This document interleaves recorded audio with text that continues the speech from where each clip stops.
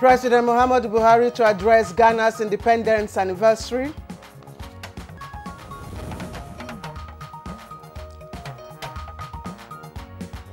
Repentant Boko Haram members ready for reintegration after rehabilitation and de-radicalization.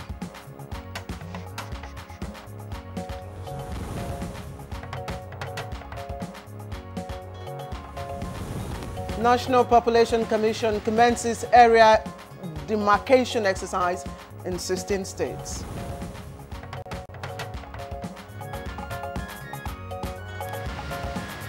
On Good Morning Nigeria today, we again pose the question, why is the Ajaokuta Steel project still in limbo?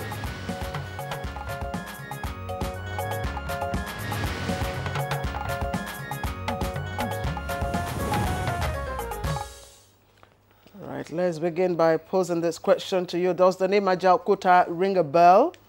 Of course it does. But the question is, what comes to your mind whenever you hear that name? Probably the fact that it represents one of Nigeria's most important projects that has remained a mirage. Indeed, Claire. Now, after nearly 40 years of conceptualization and commencement of construction with billions of dollars spent, the Ajaokuta Steel project remains uncompleted, even when it was said at some point to have reached some 98% completion. All right, now, Kingsley, the irony of the Ajaokuta project remains baffling, especially when you consider that Nigeria spends about $3.5 billion to import steel products, while a vast complex with assorted machinery capable of supplying the nation's steel is lying fallow somewhere in Kogi State. That's right. It's not just an irony, indeed, it's a tragedy. Now, the Ajaokuta steel plant was designed to produce some 1.3 million tons of liquid steel per annum. That will be in this first phase, with a capacity to expand its production to produce some 5.2 million tons of various types of steel, including heavy plates at the final stage. All right. Now, the big question that remains unanswered is, why a steel complex where 40 out of 43 plants in its production chain already completed remains moribund? So what's going on? Hello? That's right, Claire. Now, the questions are many, but the answers are few and indeed complex to understand. The bottom line, however, is that Nigeria is nowhere on the map of steel producers around the world. This is even when countries that began their steel production at the same time like Nigeria, that's to say in terms of conceptualization, such as South Korea and Japan, today earn billions of dollars from steel.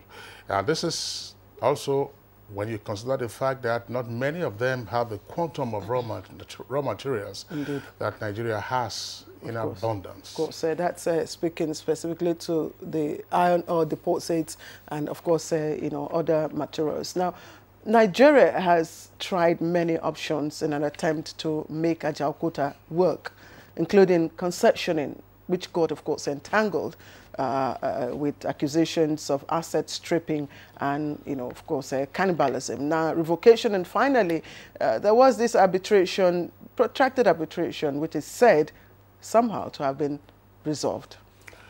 Well, last week, the House of Representatives began what it called a sectoral hearing on Ajaokuta with a determination to see to its revival and conclusion. Again, the subject of the uncompleted projects has been reawakened. Will there be a solution in sight this time?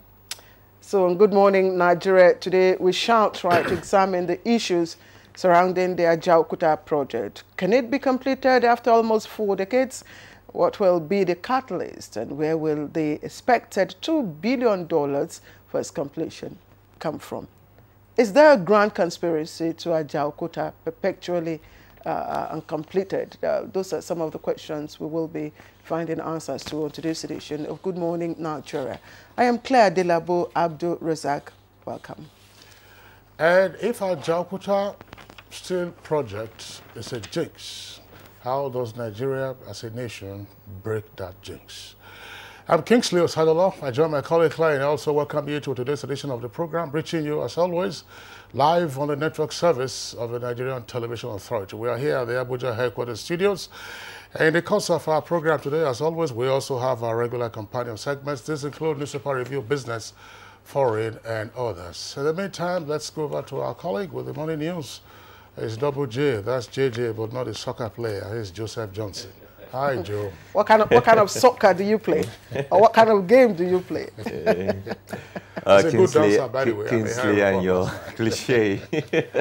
Thank you for joining us. I'm Joseph Johnson. President Muhammadu Buhari will today depart for Accra, Ghana to attend the country's 61st independence anniversary celebrations. A statement by the Special Advisor on Media and Publicity to the President, Femi Adesina, says President Buhari is the only foreign leader invited to the historic event as the special guest of honor.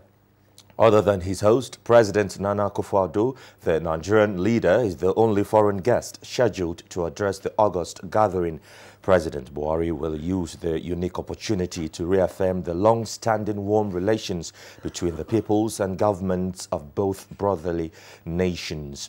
He will also underscore Nigeria's commitment to strengthening the bilateral ties in furtherance of democracy, good governance and overall development, not only in the West African sub-region, but also the African continent. The President and his delegation which includes the Minister of Foreign Affairs, Geoffrey Onyema, and the National Security Advisor, Babagana Mangunu, will return to Abuja after the celebrations on Tuesday. Now, the first set of repentant Boko Haram insurgents being rehabilitated and de-radicalized by Operation Corridor of the Nigerian Army has graduated. Reports from the rehabilitation camp in Gombe said the 9 months intensive camping exercise also included skills acquisition training for the de-radicalized insurgents. State governments will take adequate steps through the traditional institutions to see that these boys are well reconciled, resettled. Contractors handling federal rail projects in the northeast have been asked to maintain the tempo of work as the federal government maintains prompt payment for certified work. The Northeast Zonal Director of Highways, Rufai Mohammed, gave the charge while inspecting rail projects in the region. Working. The payments, none of them is complaining of payment because we have paid them all, and activities are ongoing. Well, they should double up to ensure that the maximum is achieved before the rainy season. In line with its constitutional responsibility of conducting accurate census to achieve credible data for proper planning, the National Population Commission has commenced enumeration demarcation in 16 states of the Federation. Olajide Bello reports that the chairman of the commission, Eze Duru Ihoma, says the plan is to establish and maintain a national framework for future census and surveys. So whether census will hold in the next 10 years, or the preparation will start now, which is what this thing is all about. They make ourselves ready so that even on a short notice, okay, let there be census. Of course, there be census, because if we successfully and completely cover all the local governments in this country, the journey is almost 3/4 done. At the end of the exercise, the Commission would have successfully demarcated 103 local government areas, remaining 671. Following the federal government's directive that the Nigerian Maritime University Okaran-Koko Delta State 2017-2018 academic session takes off, the 5-man interagency committee headed by the Minister for Education, Adamu, swung into action. Latest information on the progress of activities in the institution says recruitment of academic staff has commenced. Next month, that we've been able to do our admissions through JAM. The government has been behind us. The Vice President of the country has been on top of the situation. And finally, Delta State Governor Ajaokuta wants the federal government to activate the Basic Health Care Fund in the National Health Act in order to facilitate the building of a more efficient healthcare system that is not dependent on donor partners. The governor said this while flagging off the 2018 measles vaccination campaign in Delta State. In collaboration with partners, is committing huge resources to immunization of children, including health campaigns such as this. This is to support the steady growth and good quality of life of our children. Delta State will be implementing the measles vaccination campaign 2018 in 2 phases. The first phase is to start from March 1st through March 6th, and then the second phase starts from 8th of March through March 13th, 2018. That's the news at this time. Thank you very much indeed for watching. I'm Joseph Johnson. Good morning. Nigeria continues with Claire and Kinsley after the break. Stay with us. Unemployment, notably youth unemployment, features strongly in our party's manifesto. We intend to attack the problem frontally through revival of agriculture.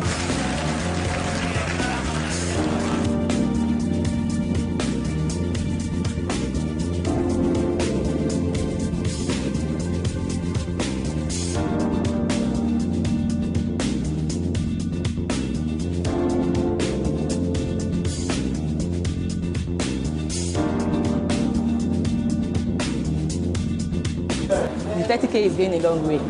Actually, I bought an acre of land for 60K like 2012, and presently I have a cassava farm and a yam farm.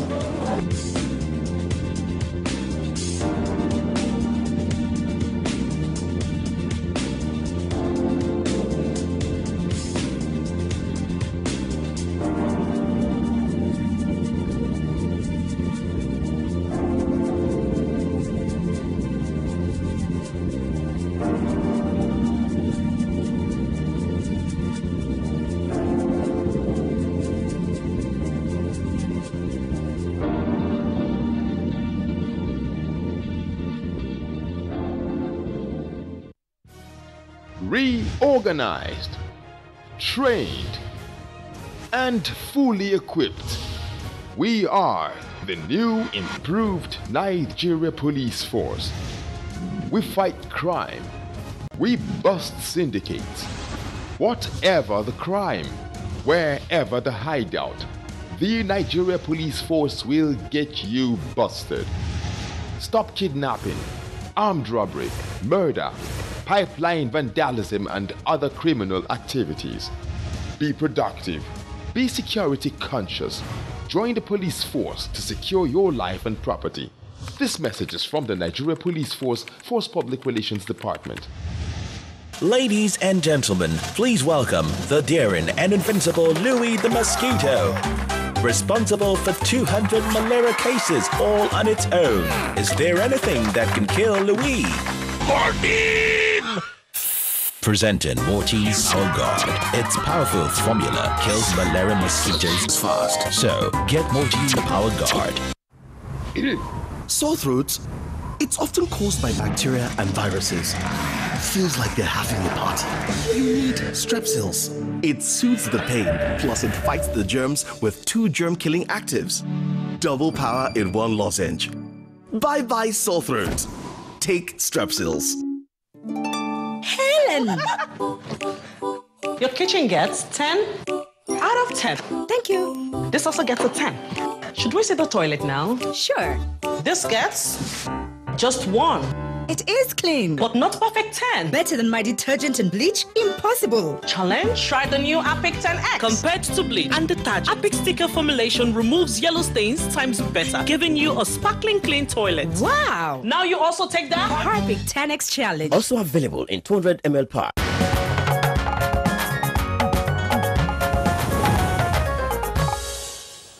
All right, time for business now. And federal government commits to fully implementing the Standard Organization of Nigeria Act 2015 to reduce substandard goods in the country. And that's as it inaugurates board members of 14 agencies under the Federal Ministry of Industry, Trade and Investment in Abuja. We have details with Joy Uzo.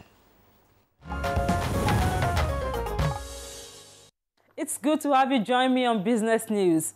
Minister of Trade and Investment, Okechukwu Enelema, has charged boards of agencies under the ministry to support the President Muhammadu Buhari's efforts in revitalizing the economy. He said this at the inauguration of the board members of 14 agencies under the ministry in Abuja. As a ministry, we value the important role various boards play in the management and oversight of our agencies. We are grateful to His Excellency, President Muhammadu Buhari, for giving us men and women of your caliber and for his consistent support to the Federal Ministry of Industry, Trade and Investment. Board Chairman of the National Sugar Development Council, Bolaji Abdullahi, who spoke on behalf of the board members, assured Nigerians of their commitment to serve the nation well. The minister is also the board chairman of the Standards Organization of Nigeria.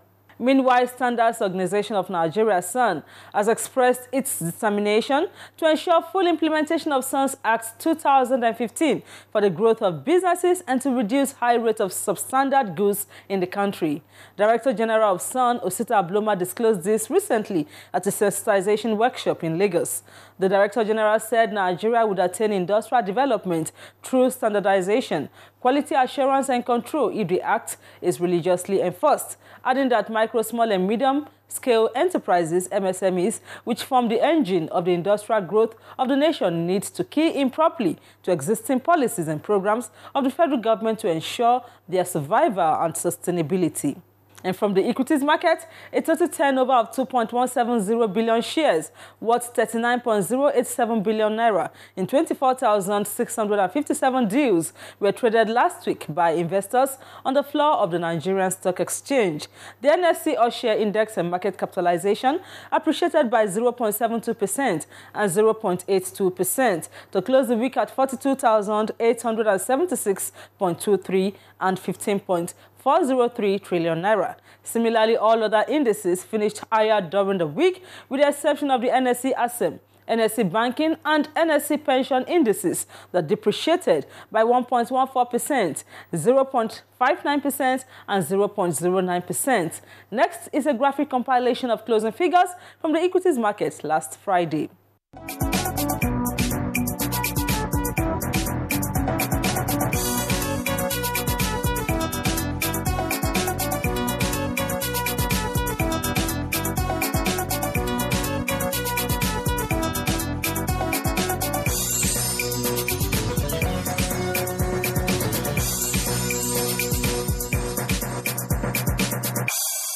That's it on Business News. Many thanks for watching. I am Joy Uzo. Thank you very much, Joy Uzo, there for the business package. Next for us, we review the headlines on the front pages of some of today's newspapers.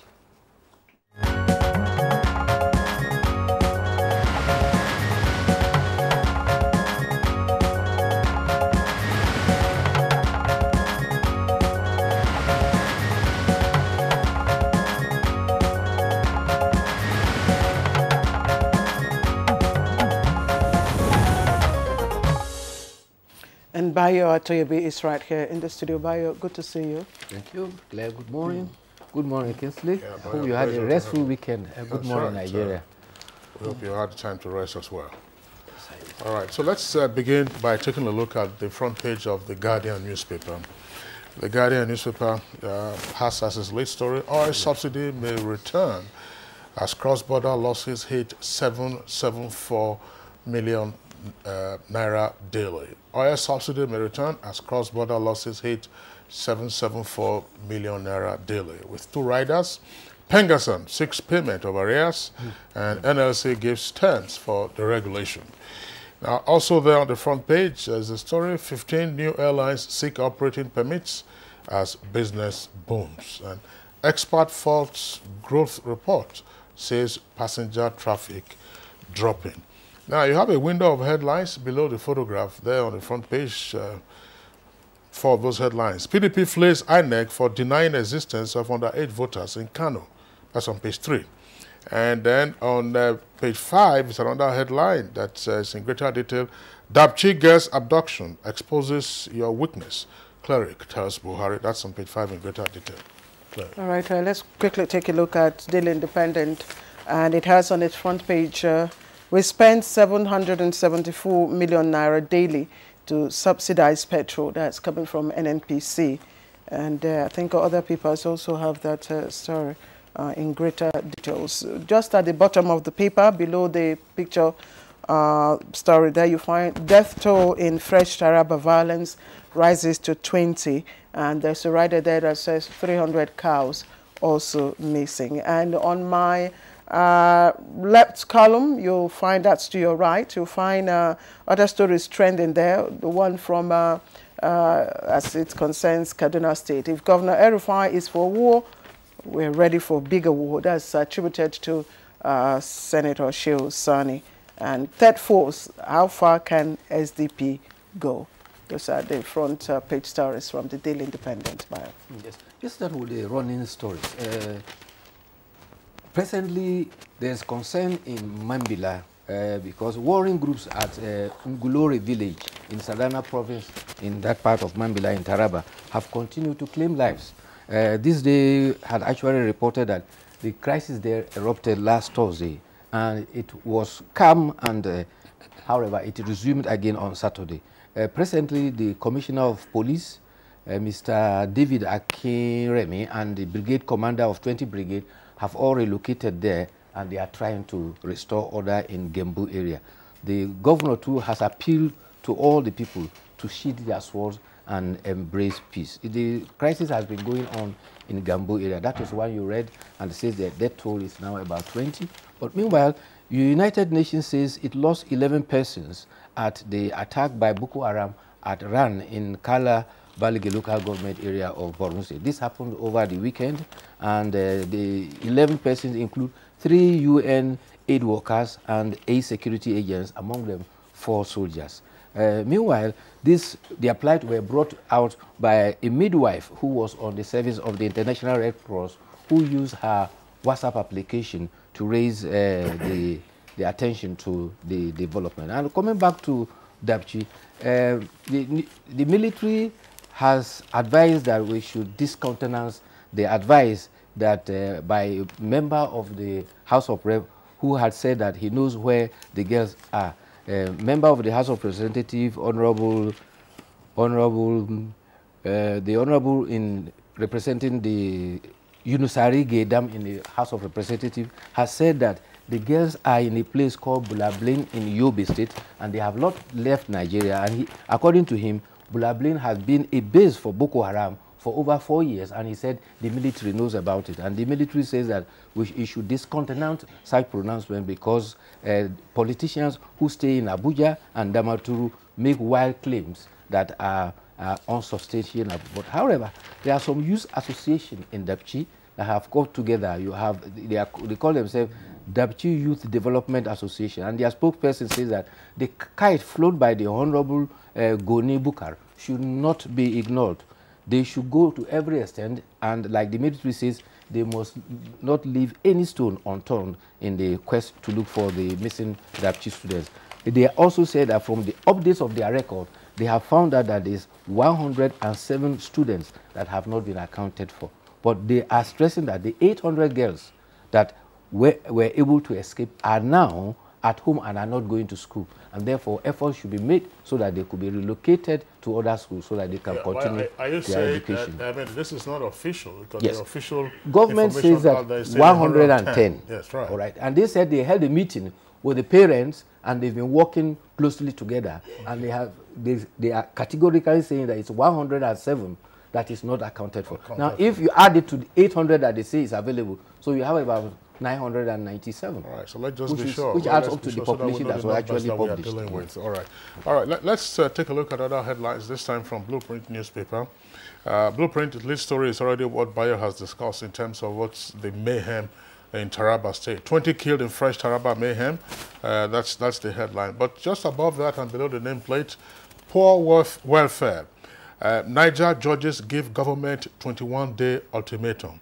That's the Association of Magistrates and Sharia Court Judges in Niger State has issued a 21-day ultimatum to address the problem of poor welfare of its members, or they will go on strike. All right, now below the photograph, well, let's take a look at that photograph on the front page of Blueprint.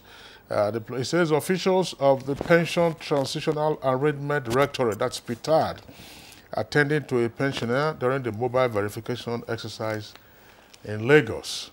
That, of course, took place in Lagos yesterday. Then below that, you have other headlines. Federal government committed to Dapchi schoolgirl safety. That's Vice President Oshibajo. APC wins Edo Council polls. And then federal government to Nigerians, beware of fake tax officials. Beware of fake tax officials. That's on page 33. Ezimako's detention is draconian and illegal. That's according to Murik.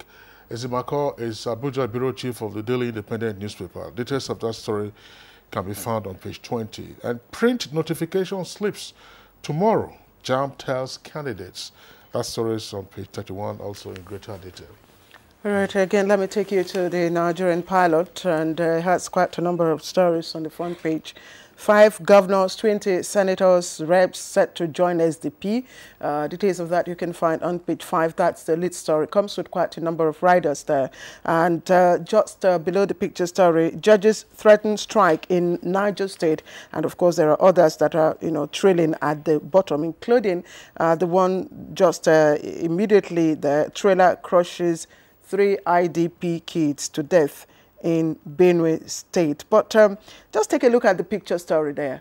I know you can recognize the man, of course, in white in action, but who is the other person? It looks like one of their minor boss, but Bayo and Kingsley. Well, the picture they say is worth 1,000 words. That is the Chief of Army Staff, actually, Lieutenant General Tuku Brute. All right. You can see, very interesting. Yeah.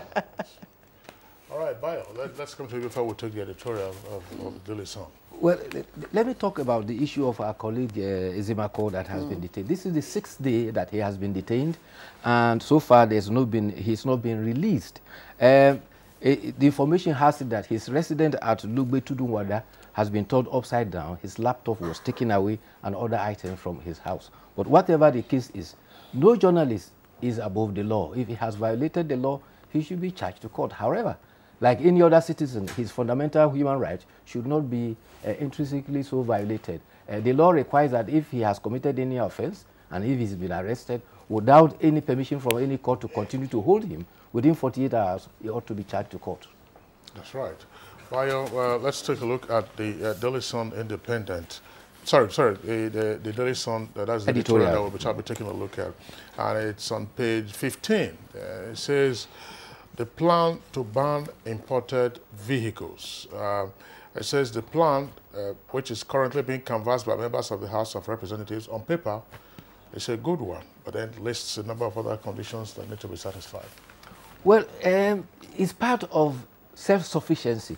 If you say you are banning importation of vehicles, do we assemble or produce enough vehicles in Nigeria to be able to meet the demands? Yes, we can ban importation of rice, but we are highly excited that we can produce what we consume, and very soon we'll be exporting rice. And the same thing applies to wheat. What about vehicles? We had such a policy, if you remember, during the military regime of Murtala Obasanjo administration. It was called low profile, and government officials were not supposed to use cars other than the ones that are assembled locally. At that time, we had a functioning automobile assembly, Volkswagen in Lagos, Peugeot Automobile in Kaduna.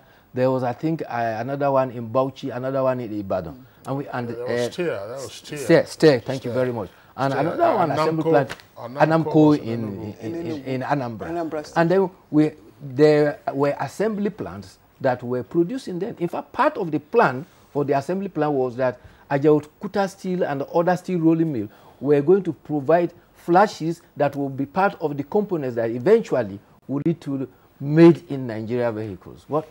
How far have we gone? Unfortunately, well, that's the topic that we are taking a look at today, which is the Ajaokuta Steel Project. Okay. Incidentally, that's there's a project jinxed. That's the question we're asking. And if it is jinxed, then how do you break that jinx itself. Bayo, Atobe, would like to thank you. That's a story we cannot immediately discuss now. It's not on the front pages of the papers today because the story broke late last week, so the weekend paper has had it. It has to do with the decision of the Federal High Court sitting in Abuja issuing or granting a perpetual injunction against all universities from conducting post-UTME. I'm sure you must have read that story. Yes. JAMB, Minister of Education, as well as AUC were the defendants. But that is a potentially problematic decision, in my opinion. So, Bayo, thanks a lot for being here today. Thank you for having me, as always. Okay. All right, so it's Good Morning Nigeria. We'll take a short break now. When we return, we'll go to Ajaokuta. Of course, we'll be in the studios here discussing it with our guests here, also in Abuja, and as well as other locations. Hate speech is not a joke. It incites genocide and crimes against humanity. Most of Africa's civil wars are caused by hate speech from one tribe against another. We don't want it here. The Nigerian government stands firm against hate speech. I was distressed to notice that some of the comments, especially in the social media, have crossed our national red lines by daring to question our collective existence as a nation. This is a step too far. One nation bound in freedom, peace and unity. Nigeria, one nation, one people. This is a public service announcement brought to you by NTA. Television College, Jos, an affiliate of Ahmadu Bello University Zaria, is organizing a 2-week course in broadcast media management techniques. The course will be facilitated by iconic media managers and administrators such as Dr. Tony O. Iradia, former DG, NTA. Date, 5th to 16th March 2018. Course fee, 100,000 naira per participant. Accommodation inclusive. Also, a 4-week course in principles and practice of marketing. We hold from 19th March to 13th April 2018. Course fee 100,000 naira per participant. Accommodation inclusive. Venue for both courses will be the NTA Television College, Rayfield, Jos. Both courses are specially designed to hone the skills of participants in the dynamic broadcast media space. The Broadcast Media Management Technique course targets participants from grade level 10 to 15 and shall deal with critical management functions that affect job performance. Principles and Practice of Marketing course has been packaged to help participants acquire relevant knowledge and skills in all aspects of digital marketing, public relations, market research, strategies, and management. For further inquiries, contact 0806 908 9807, 0703 660 7155, or email ntacollege@gmail.com. NTA Television College, training you to be the best you can be. Nigerians. Suicide bombers are not spirits. They are not ghosts. They are human beings like you and me. They live amongst us. They are your neighbors. They are your friends today, but terrorists tomorrow. So you must know your neighbor now. Security begins with you and me. Know your neighbor. Be vigilant. Be security conscious. Report suspicious persons, objects, and movements to the police and other security agencies. The security of our nation is a duty for you and me.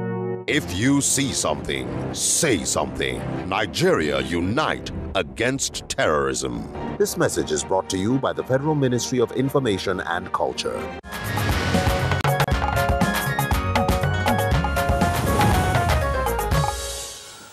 All right, now to set the tone for our discussion on our Ajaokuta Steel project this morning, let's join our correspondent Timothy Yusuf. The story of the Ajaokuta Steel Company started with the establishment of the Nigerian Steel Development Authority in 1971. The plant was to advance the development of the Nigerian steel industry. Detailed investigation of the local availability of raw materials was carried out and Kogi State was picked as the best site. The Ajaokuta Steel Company Limited was therefore born. Experts say the Ajaokuta Integrated Steel Complex was conceived and developed with the vision of erecting a metallurgical processing plant, an engineering complex with other auxiliary facilities. These were expected to generate important upstream and downstream industrial economic activities that are critical to the diversification of the nation's economy. Ajaokuta Steel Complex was designed to be a job creator, a foreign exchange saver and earner. By 1994, Ajaokuta was said to be at 98% completion, with 40 plant units out of 43 at completion stage. Some completed units of the plants that operated at different times, however, have to shut down due to lack of funds. Consequently, the private sector was later brought into the picture to save the complex. A technical audit of the complex was also carried out between 2009 and 2010 by a team of 120 Ukrainians believed to be part of those that built it. The audit report, according to findings, shows that the steel complex remains robust, good and viable. But then, this great industrial sleeping giant is yet to arise, even in the face of billions of dollars invested in it. What can be done to bring the sleeping giant back to life? Getz will provide answers on Good Morning Nigeria shortly. All right, let's begin the Ajaokuta debate, but right here on the floor of Good Morning Nigeria. So let me quickly welcome Honorable Alhassan Adodogowa, who is Chief Whip of the House of Representatives. We'd like to thank you for coming right here on the floor. Thank you. Good morning, Nigerians. We also have with us in the studio Dr. Mohammed Sanusi, who is Secretary General, African Iron and Steel Association of Nigeria. Dr. Sanusi, thank you once again for joining us. Thank you very much. All right, and also here with us in the Abuja studios is Engineer Ata Achimugo, who is Managing Director and CEO of Riprom Nigeria Limited. Of course, they are into steel. Engineer Achimugo, pleasure to have you with us on the program. Good morning. Okay. And then from our Ibadan Network studios, we have been joined at this time by Professor Benjamin Adewoye. Professor Adewoye is President, Metallurgical Society of Nigeria. Pleasure that you are with us on the program today. Good morning. Thank you very much. And from Kaduna, we have another guest. He is Malam Hussaini Abdulrahman, who is the Executive Chairman of Total Steel Limited. Malam Abdulrahman, pleasure to welcome you to Good Morning Nigeria.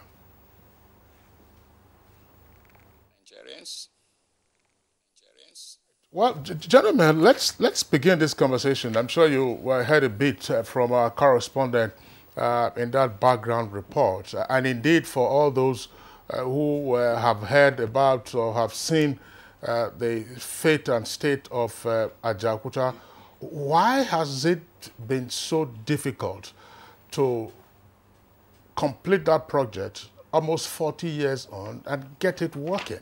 Let's begin with the Secretary General of the African Iron and Steel Association, Dr. Sanusi Muhammad. Well, certainly there is shortage of political will. That has been the main problem of Ajaokuta Steel Company. From information we gathered, there were some international sabotage arrangements. There are some few documents that confirm there were international pressure so that Ajaokuta Steel Company should not be completed. So, plus the lack of political will and those kind of pressures, that is why Ajaokuta is still idle. Well, would you like to elaborate, or we would like you rather to elaborate in terms of the international pressure to sabotage Ajaokuta and why, as a nation, we would cave in? Yes. There was a team that was invited to come to Nigeria and study the Nigerian steel industry in 1987, 88, 89. It is called Hatch Associates, a Canadian firm. It came, it wrote about 89-page report, and in it there was nothing but condemnation of Ajaokuta. In fact, later they were saying it is even easier for Nigerian government to pour concrete on top of Ajaokuta is cheaper than to complete Ajaokuta. That's one. Again, the same Hatch associates were invited, I think around 1990 something, or early 2000. They came. They were invited by BPE then. And the similar report they wrote, we all have custody of these reports. They condemned Ajaokuta. It was not worth completing. And there had been a lot of information we gathered that the Western world has confirmed they will not allow Ajaokuta to be completed because Africa was the only market that is now available to them. The Asians have wriggled out. So they will, if they allow Nigeria through Ajaokuta Steel Company to be completed, then they will lose that market. And particularly Nigeria's population is a great market. So they insisted Ajaokuta should not be completed. There was a time the World Bank stated any financial institution that offers financial facility for the completion of Ajaokuta will be penalized by the World Bank. So these are some of the few information. Claire. All right, let me bring in Malam Hussein Abdurrahman, who's the Executive Chairman of Total Steel Limited. Malam Abdurrahman, do you also buy into the external influence that have contributed to stalling Ajaokuta, or what do you make of the factors?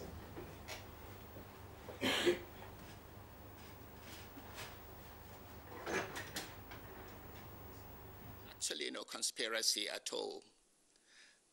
If you look at the country, the problem of leadership and vision and commitment to development is one of the areas where we have a very big deficit. If you look around you, moving around cities in Nigeria, you will see a very small tricycle called Keke Napep. Do you ever wonder that our leaders agree that a Keke Napep should be imported from China and India? This is something that very small, tiny, little workshops can produce, but we use our very scarce forex to import Keke Napeps. So if you look at the Ajaokuta issue, I think that our whole outlook of not being ambitious as a country, our leaders not having serious vision to create jobs and become a seriously economically independent country is the reason why Ajaokuta has not worked. We can't keep on blaming others for it.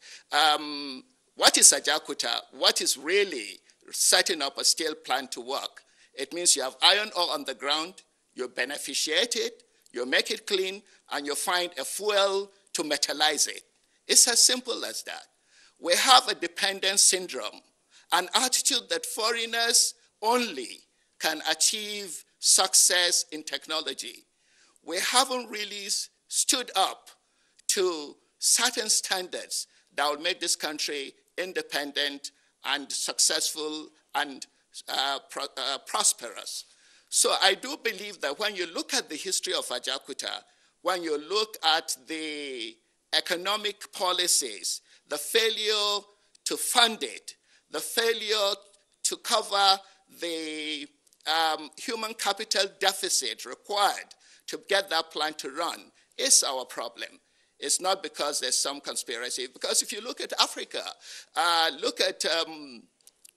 if you look at the Philippines, you look at Asia, you look at many African countries, you look at South Africa, you will see that steel plants are running, and they are being run by locals. And in the world, there is nationalism. You hear things like Korean steel, you hear things like Chinese steel, you hear things like Indian steel. In Nigeria, there's no Nigerian steel because our leaders believe that it's not a big issue.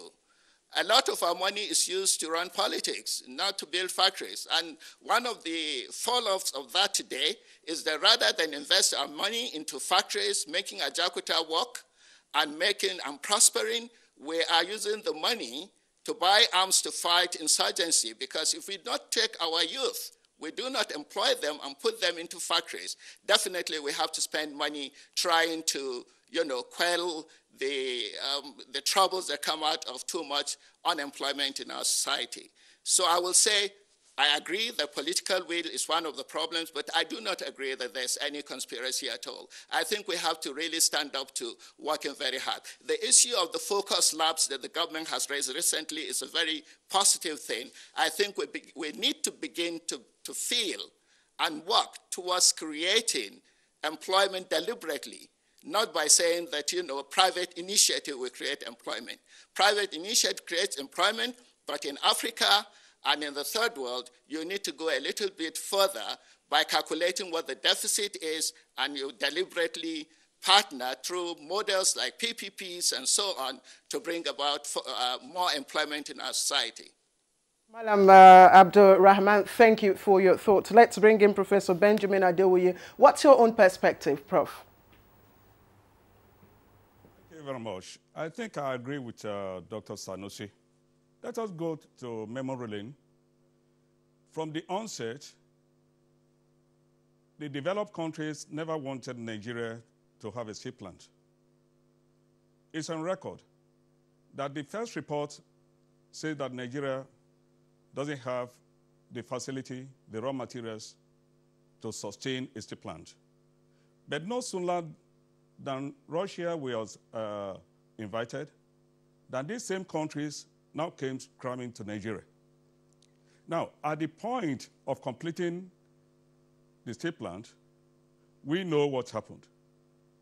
That those who were supplying steel products to Nigeria never want Nigeria to have steel products. Up till I'm telling you now, as I'm speaking, we have a report that is a script that our government is reading. And this script was put together by the World Bank associates.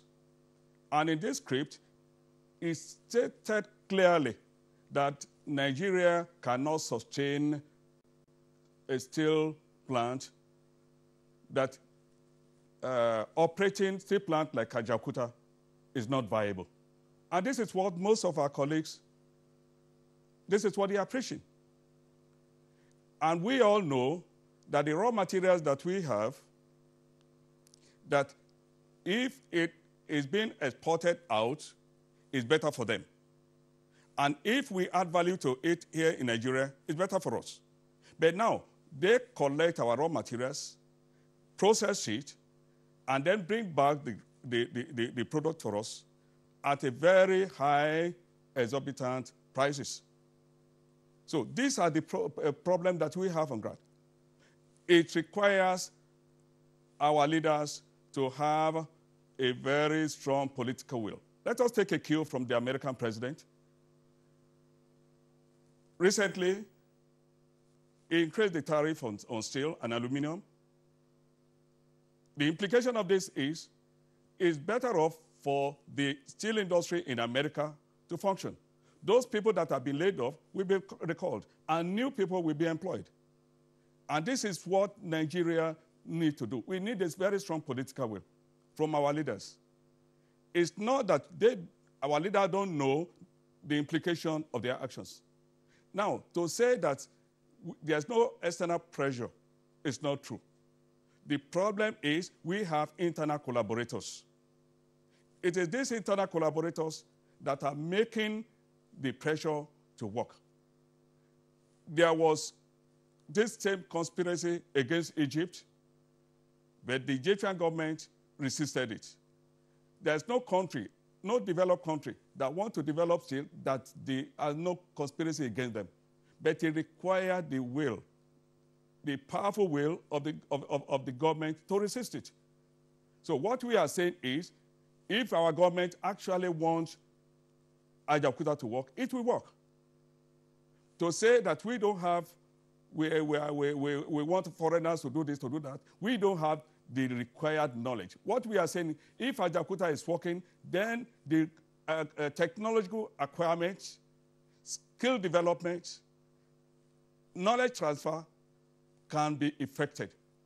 And this is what we have been saying. Let us bring back those people that erected the steel plant. There is no other alternative. After testing, after completion, then we can now say we want to privatize or we want to concession or whatever name we call it. And let me say clearly that as far as we are concerned, Nigerian Metallurgical Society, the word concession in Nigerian context only means fraud, only means looting, only means doing things the old way. And that is why we are opposing it. That let the Ajaokuta Steel Company be completed, let it be tested, let it be operated for 2, 3 years or 5 years, and then we can start to say, okay, we now know that we have the manpower on ground. But without that, if we made a mistake of taking away the steel plant to another third party that cannot operate it, just as we did in the global infrastructure, they are going to cannibalize it, and that will be the end of our steel dream. We have said it before, and we are saying it again.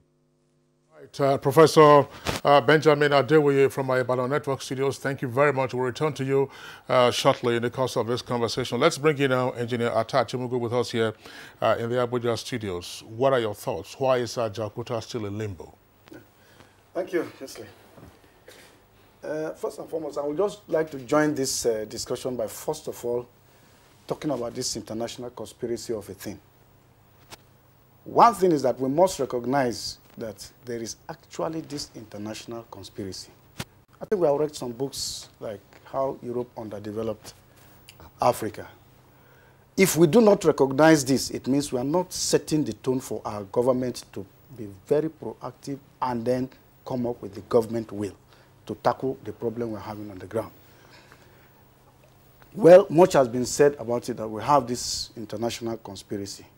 And I think the government also should have known that we have this oncoming. Steel plants are very strategic in national development. We have called it several names before, whether we call it the bedrock for the development, industrialization of Nigeria, whatever we call it. But there must be a concerted effort for us to be able to take off from where we have been whipping this issue. I would like to tell you that when I did the technical audit in this 2009-2010, I was a staff. I started my career from the steel plant as a technical officer in light section mill. But I didn't see all other sections of the plant because I was localized into my own mill. I was dumbfounded to see that what we actually have on ground there. And these equipments are very good and very robust, and they can still perform even for the next 100 years. Why is it that we cannot complete it? I don't know if you want to bring another person, but I would like to speak more. Yeah, so we have other guests, but fire on. You see, now, in that audit report, we assess the whole fund of completing the steel plant to be $513 million US.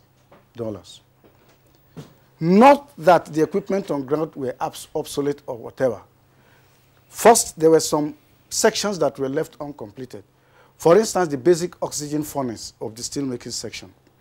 Instead of having two, only one was just almost getting ready for it. We have the coke oven and byproduct plant. Also, in place of three, only one was almost getting ready. So the bulk of the fund we are talking about were supposed to go into the completion of these places I mentioned, plus some other steel structures that are not completed. And then there you have, again, the thermal power plant also, that was also to be fully completed, because in an integrated steel plant, if you don't have your own power, it's just an illusion.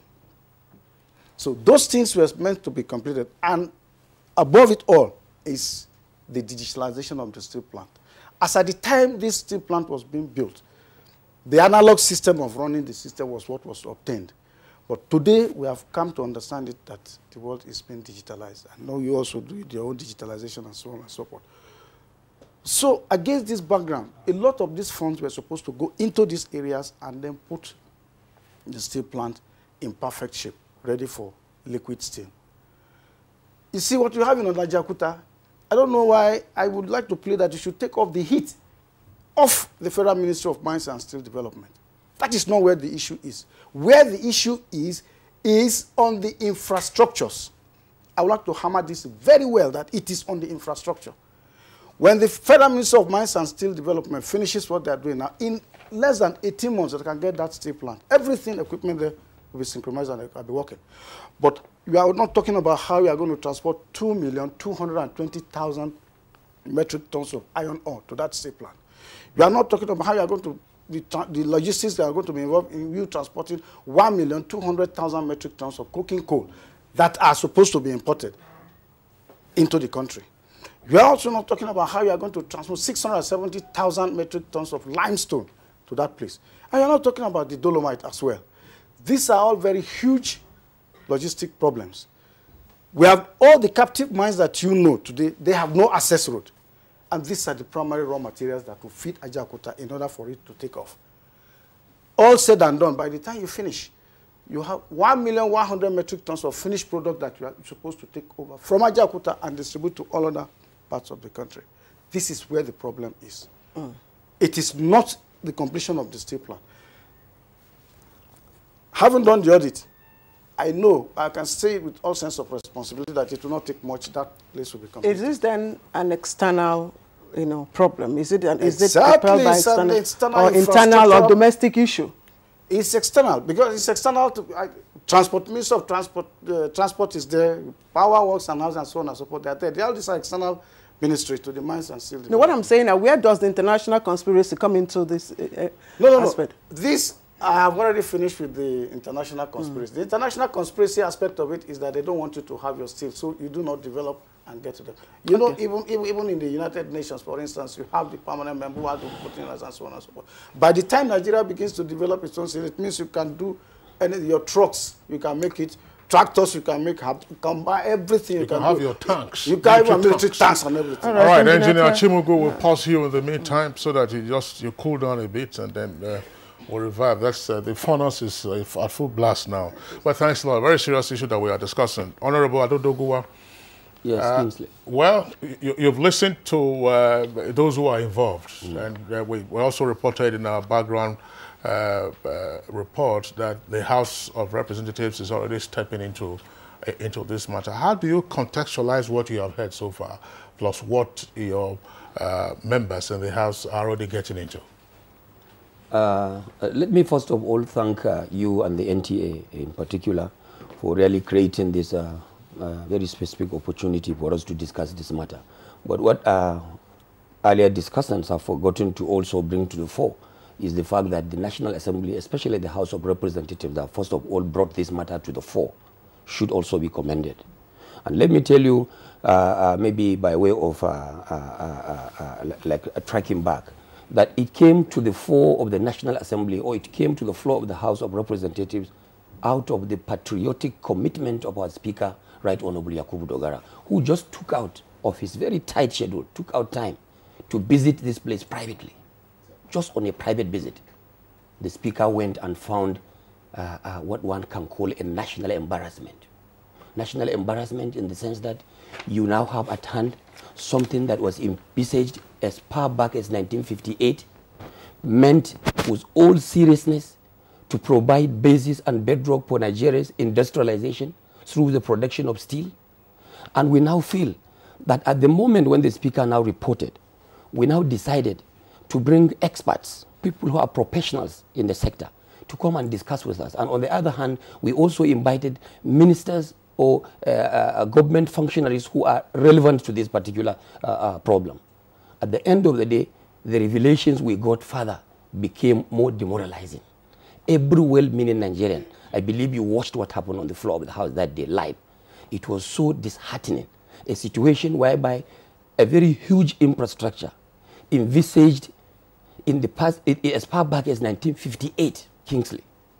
And the intention was to provide bedrock for Nigeria's industrialization. And if this thing is completed, not even completed, the fact we have before us is the fact that the whole of this infrastructure is at the moment 98% completed and abandoned. And what we had spent over 5.8 billion US dollars so far. So we now feel as members of the House of Representatives, members of the Parliament, who served constitutionally as representatives of the people of Nigeria, It's like we have discovered a gold mine for Nigerians. A situation whereby we are crying out for loans, facilities. Government day in, day out, sending requests for loans, external and internal. We are now sitting on a gold mine we never knew. All because of what other speakers have spoken. I want to share very, very, very squarely the ideas of the first speaker, especially Dr. Abdurrahman and the last professor, that you can just not rule out what you call conspiracy from external, and you can also not rule out the issue of collaborators from within who are not interested in bringing development to our country. So we now feel as a parliament, as an institution, and being the representative of the people of Nigeria, this is the right time to hit. And we have taken the bull by the horn to make sure that we will fast track the operationalization of the Ajaokuta Integrated Steel Rolling Company, by which we believe subsequently will create or will now serve as a major and leading contributor for the industrialization of this country, Nigeria. It will also, like they have said, create massive jobs for our jobless youth. And it will also enhance rapid growth of our foreign exchange reserve. If we can achieve these three, I believe we will now call Nigeria a developed country. Most of the so-called developed countries, China and the UK and other places, started their development this way. And I do not see anything different with Nigeria, why we should not imbibe patriotic zeal and commitment to using these natural potentialities available to us and also develop our own country. So at the moment, I want to tell you, our resolve in the House of Representatives, of course, like I said, I agree with most of the submissions they have adduced here. So the resolve of the National Assembly, specifically the House of Representatives, under the leadership of this committed young man, Yakubu Dogara, is for us now to It's not a young man, it's 50 years old. My brother, if you are 60, you can still be a young man. Let's not go there. So our resolve in the House of Representatives, Kingsley, and Nigerians, is to now provide, like I said, I agreed with the speakers, earlier speakers, is to now rise and provide for effective leadership. The National Assembly or the House of Representatives have taken upon ourselves now to fill in this leadership deficit which you have mentioned. Is the House just realizing this? Excuse me. Sorry. We are rising to provide this deficit. Is the National Assembly, we are asking you the question, is the National Assembly just waking up to this realization now after the visit of the Honorable Speaker? To the best of my knowledge, yes. To the best of my knowledge, clear, yes. And we are now rising to provide this loss of political will on the part of government. We are rising also to provide this lack of sensitivity to the plight of Nigeria's economy. That is the resolve of the House of Representatives, and I assure you we will provide that. But one important point for me to stress is the fact that this quagmire, this issue, this matter that you can call like an economic scandal, conspiracy, collaborators, is something that has been built over the years by successive governments.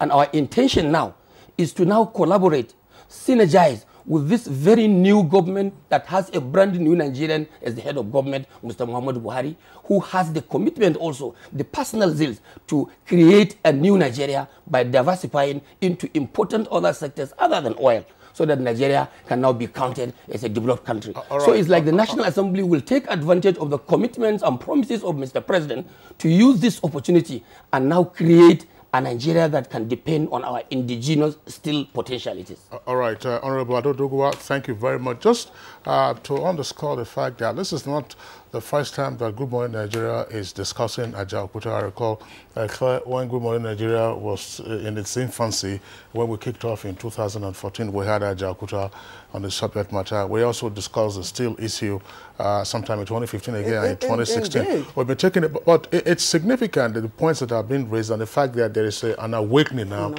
in the National Assembly, in particular the House of Reps. But we do hope that the Senate itself will piggyback on what the House is doing to drive this forward. But if the country is faced with a major battle, to say, look, to develop the political will to surmount whatever obstacles there are, whether that of internal collaborators or that of the external forces that seek to frustrate this, Perhaps, again, returning to Dr. Sanusi Mohammed. Dr. Sanusi Mohammed, before we get into some of the particulars as articulated by Engineer Achimu, these are points that our guests have also talked about in the past with regard to what we are doing with the mining pits and how you need to evacuate all of that, building the rail track and so on and so forth to the port to import your coking coal. When you talked about the report that was issued in the 80s, you said that the visitation team came around about 87 to 89. That period will coincide with the immediate aftermath of the deployment of the structural adjustment program under the administration or regime of General Ibrahim Babangida. What, again, from your reading of that particular report, what were some of the background issues? Yes, they condemned Ajaokuta. What was probably at play? Was it, to make us still economically dependent, and therefore how do we frame the war that we now have on our hands in terms of developing the political will to surmount this? Well, the Babangida administration had this issue that is affecting their direction, the international issue. Yes, they tried to make sure Ajaokuta kicks off. That was why they, at one time, they even imported some coking coal into Nigeria because they want to see the plant operationalized. But unfortunately, that was a very wrong time because there are certain facilities that have not been completed, so we did not come to the time that we needed a coking coal. But at least they have proven we can get coking coal imported, which is one of the major problems. We have tried severally to inform the government through write-ups, through all these, trying to punch all those negative reports, the Hatch report that I have mentioned earlier, that they were not keen to see Ajaokuta completed. I was a member of the a task force that was appointed. 7 of us were appointed to manage Ajaokuta and get some sanity back into Ajaokuta before it continues to operate. One time, the World Bank insisted they would send team to come and assess Ajaokuta and give them a report. And I was the leader of that particular exercise. The chairman of team appointed me to receive the World Bank team. We went around visiting Ajaokuta on that very day. I told the team, we need to go around to see the plant first before we come back. They insisted, no, we just go to the boardroom, bring all financial issues, and we discuss on that. I said, no, you need to see the plant first before we do. So in the process of that, we were going around. I had the two of them, 2 foreigners who came from the World Bank. They were saying, it looks we are late. And that I concluded, they have come to put the final nail on the coffin of Ajaokuta. But when they saw things physically, the development that has been achieved, they felt they were too late. And eventually, they went back, they submitted their report. The World Bank sacked the 2 of them because that was not the report they were expecting. So we had a lot of these problems. We have raised so many issues. If I may bring the history back, President Umaru Aliyu Shagari was the first person who put all the infrastructures of steel production in Nigeria on ground. Ajaokuta, Delta, Jos, Oshogbo, Katsina, even Kaduna Exploration Agency. It was Shehu Shagari who did it. And we must not forget that. That's right. The next leader of Nigeria who really showed interest was the head of state of that time, Ernest Shonekan. When he was the head of state, he only spent about 3 months leading Nigeria. Within that 3 months, he went to Ajaokuta. He saw things for himself, and he told the Ajaokuta management, I will be back within the next 1 month with the entire cabinet of Nigeria, because of what he saw, and he was convinced. And within that 1 month, he brought all his cabinet to Ajaokuta. I went there, I joined them, and he promised he is going to make sure he completed Ajaokuta Steel Company. Actually, I am not sure. Maybe that effort they saw Ernest Shonekan was making was why they truncated his administration. So we have gone through so many issues to try to alight the government. Unfortunately, eventually privatization saga came in. And during that privatization, Ajaokuta Steel Company was given to an unknown company called Solgas to manage for 10 years. Solgas came, they promised to bring in $3.2 billion to complete Ajaokuta and so on. We told Solgas, you don't need you only need about $1.1 billion to complete Ajaokuta, including external infrastructure, which my colleague, Engineer Chimugu, mentioned. That's all you need. And you, Solgas, you didn't have any managerial capacity. You didn't have technical capacity. Neither do you have the facility to raise the kind of finances you said. All their world worth of Solgas was $15 million. We don't know how they can be able to raise $3.2 billion. After 1 year, they really threw the towel in themselves. They said, what African Iron and Steel has been saying all along is true. Now we realize we cannot raise the money. So they threw in the towel. Within 24 hours of Solgas throwing in the towel, the then government, under the ministership of Liel Imoke, within 24 hours, they signed agreement with the Indian company, Global Infrastructure. But at that time, Global Infrastructure was claiming to be Ispat. Ispat was an Indian steel industry, very well known all over the world. But in the agreement, there was nothing mentioned in terms of Ispat. It was just Global Infrastructure. We tried to get a copy of the report. We couldn't get it until after some time. When we got the report, we saw, yes, there are so many reasons why they were hiding. So eventually, Global Infrastructure came in and did a lot of damage. They cannibalized so many things. They removed many equipment and items from Ajaokuta and materials, from Ajaokuta to Delta Steel. I need to inform you, they have already bought Delta Steel Company for $30 million. Delta Steel was built at $1.5 billion by Nigerian government. But they sold it to this Indian for $30 million. The worst part of it, 2 years earlier, Nigerian government under Obasanjo invested $45 million to repair the rolling mills.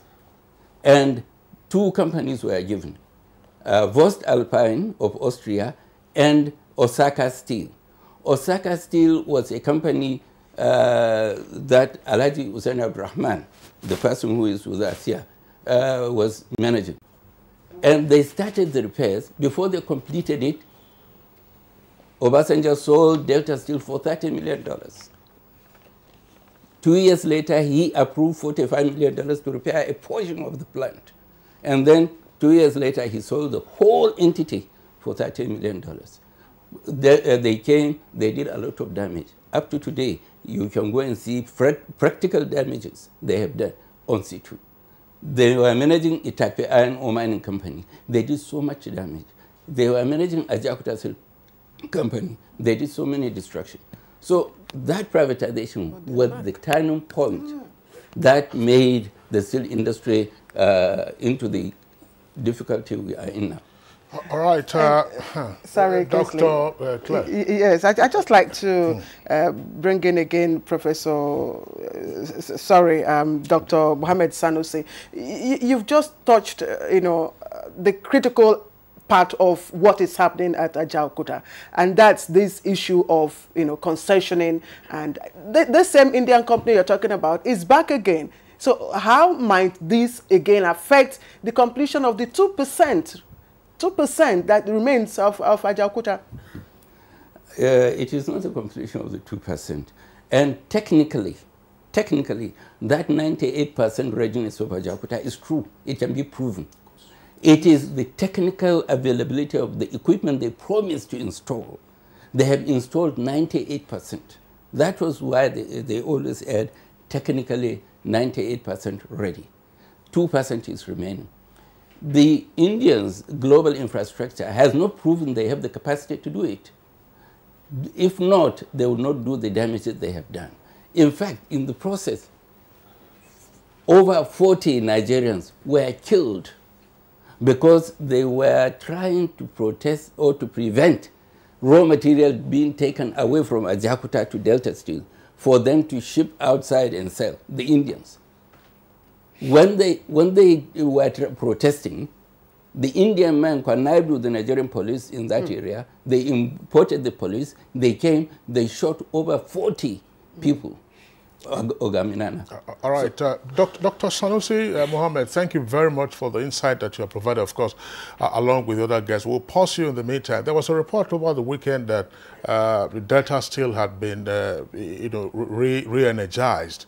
So that's the governor, Delta State governor was saying that perhaps something has gone on there. But the key to all of this is Ajaokuta, and that's our principal focus. Let's go back now to our Kaduna Network studios, where, of course, you have seen from time to time. That's right. That's Malam Hussaini Abdulrahman. Malam Hussaini Abdulrahman, let's get your take on all of this, because it is useful for Nigerians and indeed policymakers and others who are watching to have a clearer understanding of what the issues are. Also, in particular, for the lawmakers who may not have the benefit of your own contributions during their plenary session, to say, look, what is it that has gone wrong in line of what Dr. Sanusi has said? Do you disagree with him, or do you have more to add?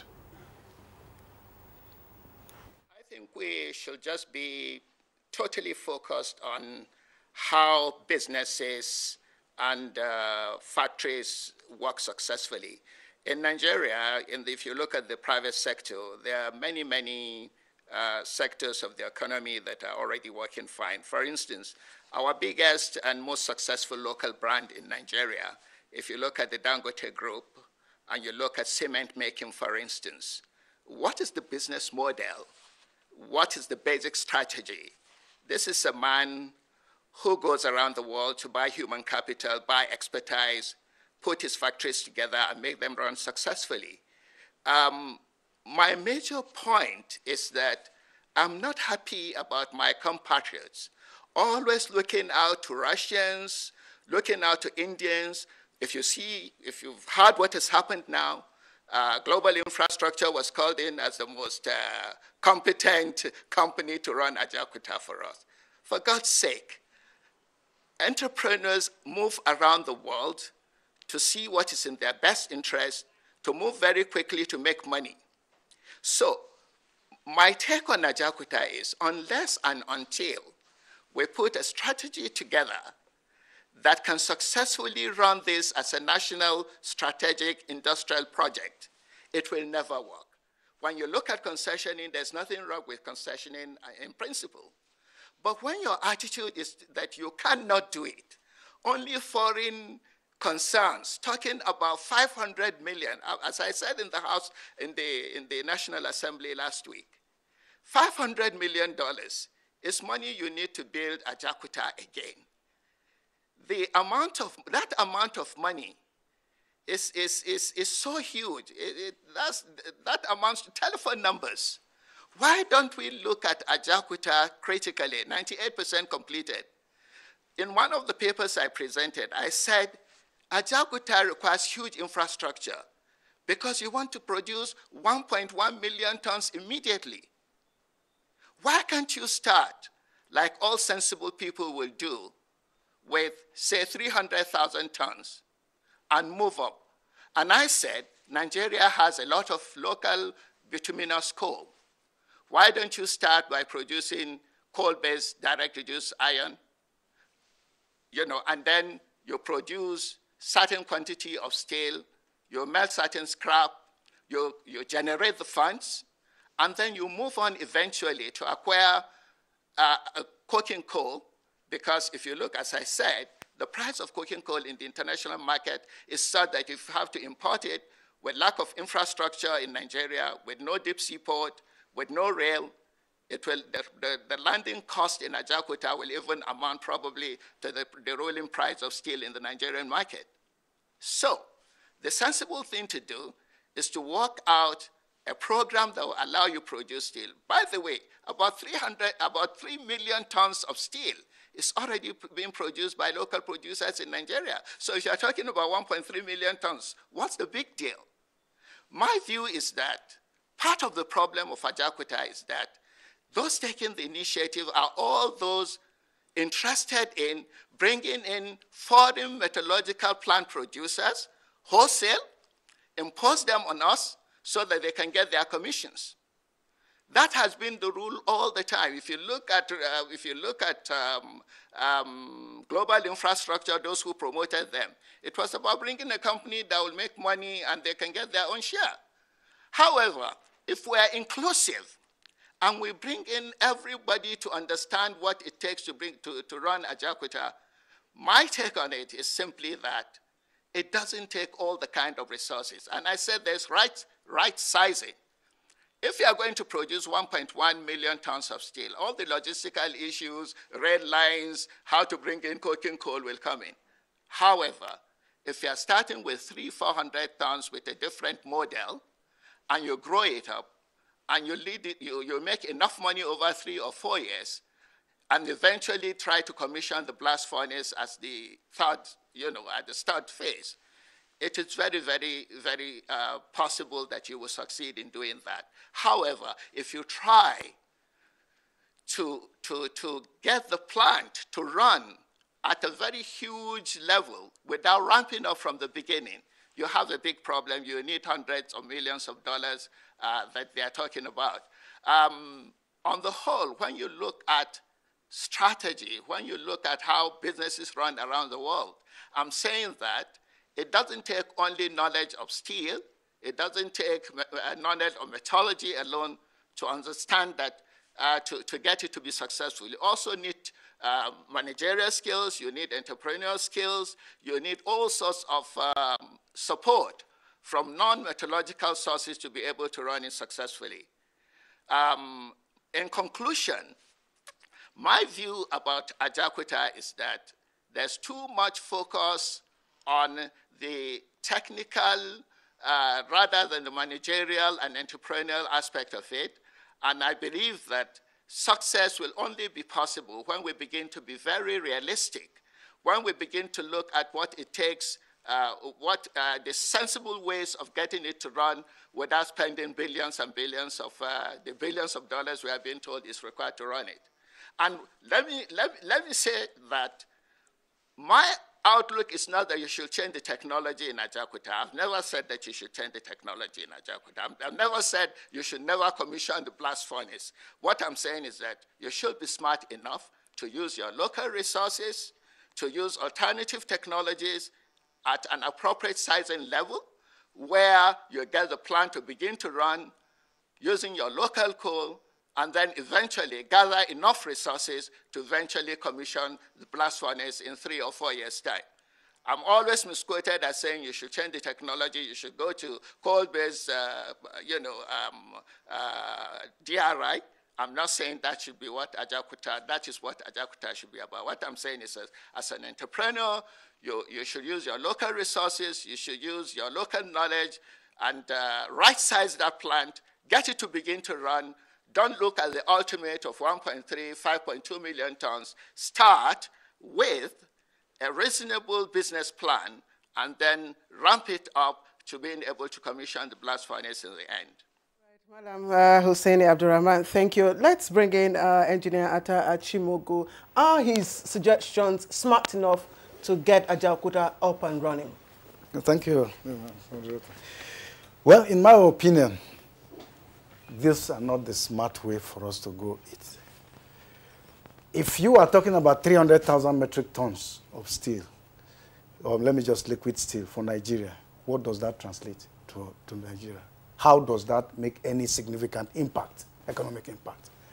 What he's suggesting most probably could be admitted at the conceptual stage when the DPR was being commissioned for Ajaokuta and so on and so forth, and not when 1.35 million metric tons of production capacity has been installed on the ground, leaving only 2% to be completed. So all these ideas and so on and so forth. You see, he has mentioned so many things. And I think for some time now, the Nigerian Meteorological Society, as well as Dr. Sanusi also, we have had some of these ideas from him, and we have tried to content it, and then they tell the government that these ideas most probably are not sellable. You see, one thing is this: we must be very radical in everything we are doing right now. Call a spade a spade. You see, the internal collaboration that even the House and everybody has spoken about is actually there. Why should global infrastructure holding Nigeria Limited hold Nigeria to ransom over our steel development program? I learned that what happened in the Delta Steel over the weekend, again, is just the commission of the rolling mill there.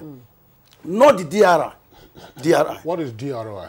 The direct reduction of iron, this thing that produces the liquid steel, is a kind of an outfit, very good, and you can operate, open and shut down. You can put in your scraps and so on as this, and then the iron ore, and then you make your liquid steel. That's it. That is not the aspect they have gone to commission. It is the rolling mill they have gone to commission.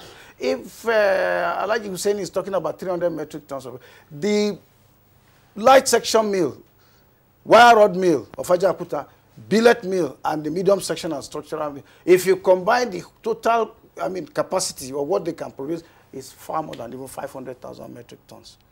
And these are completed mills, are ready to go. I reactivated one of those, the light section mill, ready. I have some billets into the country. But because of this concession of the thing, we have not been given the chance yet to start that Is the concession still an issue? Because they said there was some there were some issues that under the Goodluck Jonathan administration. Is that still a problem? No, it's no longer a problem. To the best of my, we must give it to the Federal Minister of Mines and State Development. That for now is over. But what I understand is that the out-of-court settlement has given Itakpe to back to the Indians, but Ajaokuta is back to the government, and that is why they are beginning to prepare the program of concession. I think transaction advice and so on are being put in place.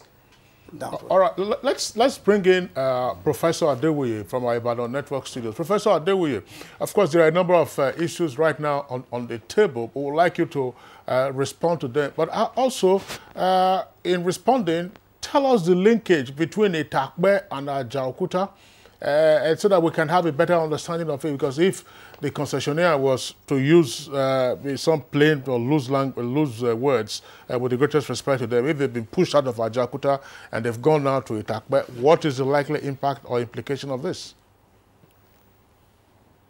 Thank you very much. First and foremost, I have to say I'm excited that Alhaji Abdurrahman has retraced his step. What he claimed before, he said it was misquoted. Now, the issue of other model is not the first time. There was a time of Kobe steel development. We advised the government, give Kobe people a land to go and try their experiments. And the same thing. Anybody that have a new model, let the government give them land, let them go and try it. If it starts working, the government can take it over. Now, concerning Itakpe, I have to appreciate the effort of the House, but it's not enough. In 2017, we decided, the Nigerian Metallurgical Society, we decided to visit Itakpe. We held our council meeting there. We had a first-hand visit to the place. It's an eyesore.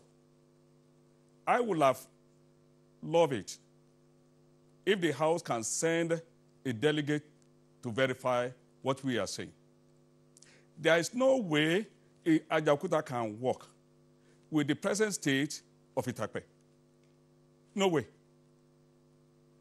Engineer Atta has mentioned about opening up mine site. As we are talking now, we don't know the situation on ground concerning limestone and dolomite. Itakpe are be bastardized. Presently, the raw material, that's the iron ore, to be used in both blast furnace and steel making shops, will come from Itakpe. Now, there are some recent agitation, which I was asked during press interview. And let me state here that the iron ore we have in Nigeria cannot sustain the steel plant. It's not true. The iron ore was tested before the commencement of erection. That's the situation.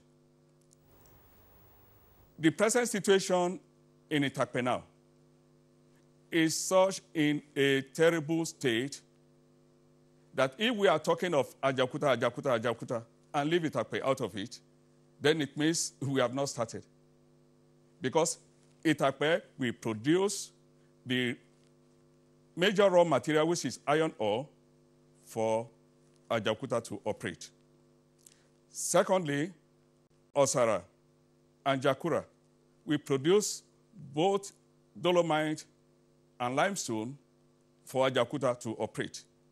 The mines, there is need to open up this mine site. I don't know what is happening to them. Now, talking about the processing in Ajaokuta, there is nothing, absolutely nothing wrong with the process.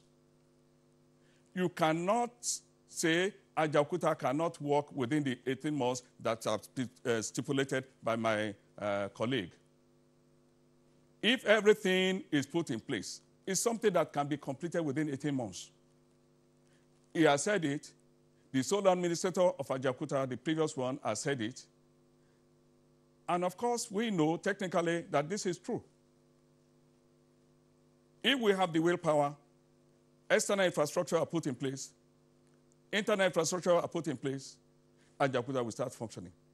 Now, talking about administrative capacity, we have said it.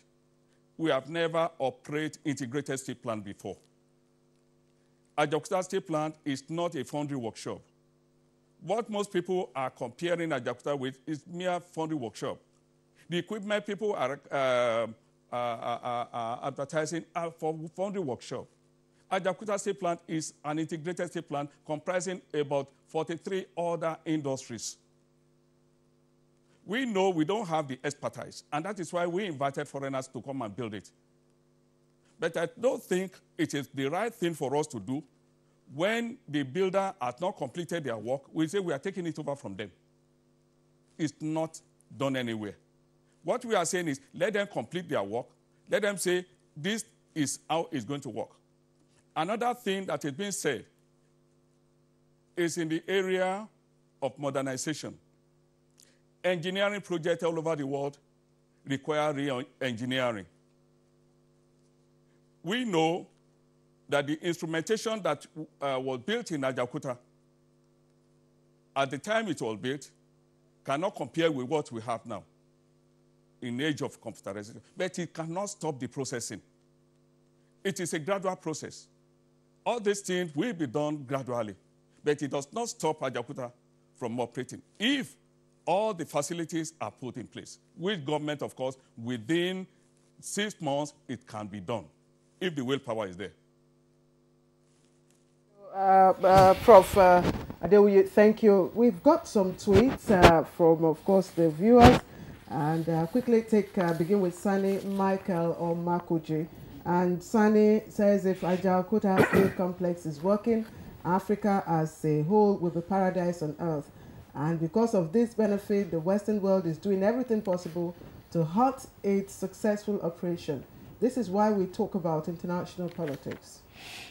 Clifford Agogo Ese has another tweet.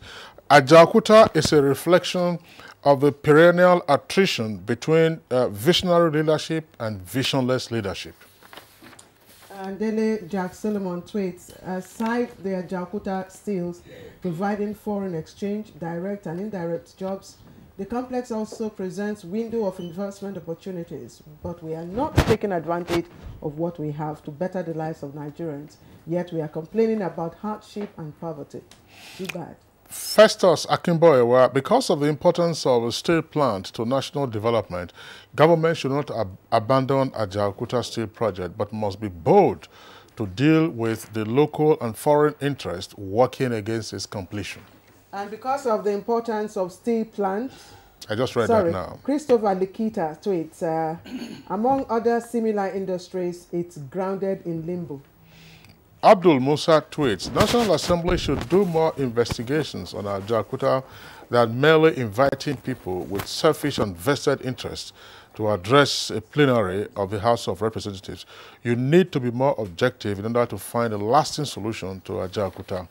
Ibeneme Dominic tweets, we need serious political will and dedication to the Ajaokuta Steel and many other sleeping establishments to work for our growth. We need to look inwards for us as a country to develop. Europeans need us to be under them. So I agree with Dr. Sanusi. Sani Michael Amakoji has another tweet. Engineer Tash should please tell us the outcome of the reactivation of one of the mills in Ajaokuta. Why is production still stalled? Okay, we have more tweets pouring in. And Akeju Olagboju tweets, the planning of Ajaokuta Steel was originally ill-conceived. It should have been phased, but all hope is not lost. The government can still phase the reactivation plan and make the essential steel rolling and billet working. There is no rhetoric, provide funds to complete. Abbas Ibrahim tweets, I truly appreciate the awakened consciousness of the National Assembly towards the Ajaokuta Steel company, and I want to submit that sensitive and vital areas of the economy should not be neglected. We Nigerians want to see Ajaokuta working, owned and managed by the federal government. And Tudayo Himine tweets, we are in a competitive world and the conspiracy theory is normal. The federal government has to be smart to counter any gang up against development in Nigeria. Jacob Tunde Ojo has this tweet. The fear of the government is that if money is eventually released for the completion of Ajaokuta, where is the assurance that the politicians will not follow the money with a lot of complimentary cards? All right, and this is Albino Sunday tweet. The mistake in Ajaokuta ab initio was to bring the Western world to work with the Eastern Bloc, that is old Russia, in one place during the Cold War. It became a conflict zone with the Western governments, not ready to allow Nigeria to go Eastern, hence the conspiracy. Akins Dada tweets, a national facility like Ajaokuta Steel Company in limbo is a clear index of underdevelopment. I hope, too, that it will not be hurriedly sold off, but to at least run with meaningful public-private partnership if the government cannot solely operate it. Moses Hassan, it's very unfortunate that we are the enemy of ourselves. How can a project of 98% completion be abandoned? Truly, we lack leaders. Imagine leaders who can't make refineries to work, steel industry to work, healthcare to work. Everything is to be imported. How about? Alegiono tweets, Nigeria must free itself from industrial colonialism. Nigeria has more resources than the 5 most developed countries in the world. I wish I were the president. And Abdul Musa tweets the issue. He can contest in 2019. So of course, they're not too young to run. They're not too young to run. Yeah, that's right. Assuming he's a young man. All right, Abdul Musa, quickly. The issue of international conspiracy is a ruse. Why can't we also be smart enough and nip all the conspiracies in the bud? Get the best brains and design a workable policy for our state project and industrialization. Stop nagging, please, he says. Habib S. Umar tweets, international conspiracy and internal conspiracy will never allow Nigeria to develop. We need focused leadership. Ajaokuta must work. Now, those are the tweets that we have from our viewers. Of course, there are others, but we just took those ones in the meantime. Let's bring it again. Honorable Hassan Dogua, because we're just running down the stretch. You've listened to everything, and now that the National Assembly, precisely the House of Reps has intervened, what will be the nature of this intervention right now? Like I've always said, the nature of our intervention into issues of this nature has always been one. First of all, we will take advantage of the constitutional protection we have to intervene into public issues like this one, which we have now already set the pace. The House on that day has taken an unanimous resolution to form a committee, an investigative ad hoc committee that will look into this matter from head to toe. And I want to believe, Mr. Speaker, with his discretion, of course, he is going to make the right choices of leadership and good membership of members of this ad hoc committee to look into the matter. But one thing we must not lose sight of is the fact that when we are discussing deficit in leadership, when we are discussing lack of vision in terms of the political will from the government, like I precisely said, and I want to still keep on saying, that these are problems that have mounted or that have been coming up over successive governments, you still have a problem at hand. A problem in the sense that when you have an issue that has the potentials of creating 20 million professional engineers and technicians, jobs for 20,000 professional engineers and technicians upfront. You have an issue at hand that is also capable of generating 1 million indirect jobs when conceived, when taken off. You also have an issue at hand that is so massive by way of infrastructure that is capable to generate downstream and upstream economic and industrial activities for this nation to kickstart in the steel sector. You now have a situation whereby the minister or the ministry, the relevant ministry, was just invited to come and just discuss. We are not witch hunting anybody. The House of Reps is not out to witch hunt anyone, inviting the minister and relevant officers under his own ministry, the Minister of Finance too, and none of them felt wise to attend to this particular session, this important session, for us just to rub minds and see how we can move forward. It is unfortunate, and that was why the House has taken note of that very ineptitude on the part of the minister and the ministry. And I only hope the President of the Federal Republic of Nigeria, in person of Muhammadu Buhari, who has come up with a lot of commitment and zeal to bring out some of these initiatives, especially in the area of diversification. Here we have a component, a very important and critical component that will help Nigeria diversify into industrialization. Yeah, one point that has been raised says, if you, I'm sure you listened attentively to Professor Adewi. Yes. Ajaokuta is not a silo on its own. Yes. Ajaokuta is dependent. He says that the House should also visit Itakbe because Itakbe is crucial to the operation of Ajaokuta. Is this a matter you are likely to take up? Absolutely. This is a committee that will be given an unprecedented legislative mandate to go into every sector that will bring about the existence and the operation of Ajaokuta Steel. That is what I said. And our intervention is targeted at that. But we have to still look at these attendant problems. As long as we don't have the collective patriotism and commitment to visit this problem and bring it to an end, then certainly we are not going anywhere. That is why I want to use this opportunity to urge Mr. President to look at this matter with all sense of patriotism and commitment like he has always been. The disposition of the minister, the timidity, and in fact the inertia in terms of the ministry or the minister responding to the calls of the Nigerian people. Because the House of Representatives as it is today is not about Dogara. It's not about Lasun, our Deputy Speaker, and it's not about Honorable Dogwa. That is a composition of the 180 million Nigerians represented under one roof.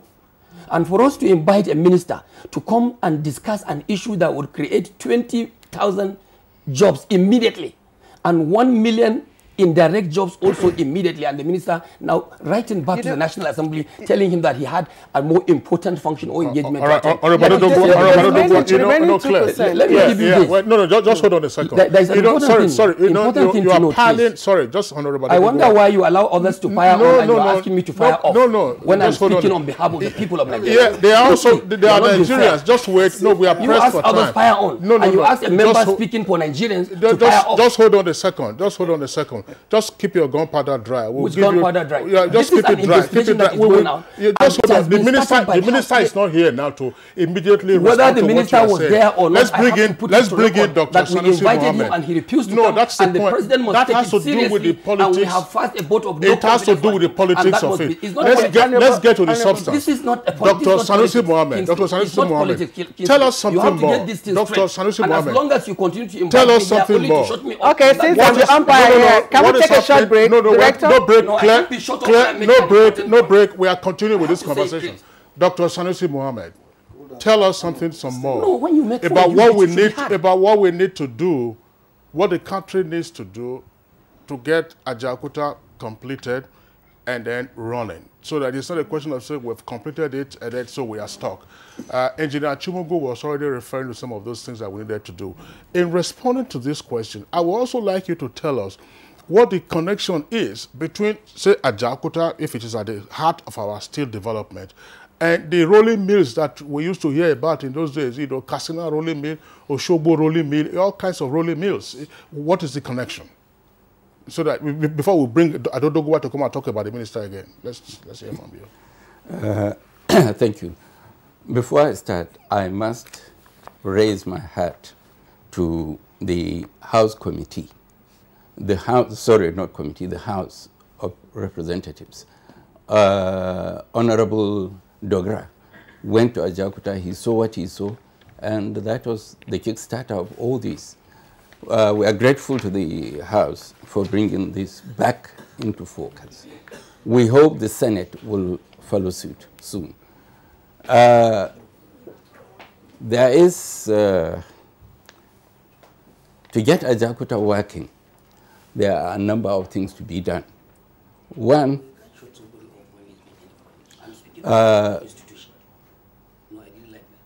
there must be clear policy by government that is in the interest of Nigeria and Nigerians, not interest of individuals. At the current situation, whereby the Ministry of Mines and Steel Development has concluded concessioning is the only way out, as it was read by the Speaker the other day. Really, it looks like the ministry was jumping the gun, and there is need to sit back, invite stakeholders, proper stakeholders, to come and discuss about all the options. The problem we are having is the Ministry of Mines and Steel Development has been taking decisions, making public statements, which are purely political, without the involvement of stakeholders. Who are these stakeholders? The Nigerian Society of Engineers is one. The Nigerian Metallurgical Society is one. The African Iron and Steel Association is one. The unions, the steel unions are one. And of course, the host community. These were always being kept aside when the government or when the minister wants to make his statements. There was an agreement they signed on the 1st of August 2016 in which they returned Delta Steel to the Indians, not Delta, Itakpi, Iron Ore Mining Company, to the Indians to come and manage for 7 years.